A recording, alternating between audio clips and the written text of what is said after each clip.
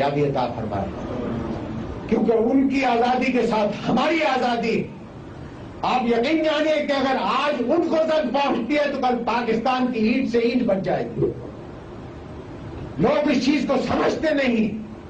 وہ یہ سمجھتے ہیں کہ گرد و غبار جو وہاں مغرب کے اندر اٹھ رہا ہے یہ صرف افغانوں کے لیے.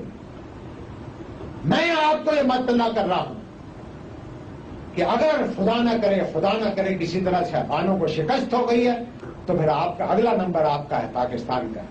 یہ جو بھائی ہماری جنگ لڑ رہے ہیں یہ اپنی نہیں، پاکستان کی جنگ لڑ رہے ہیں.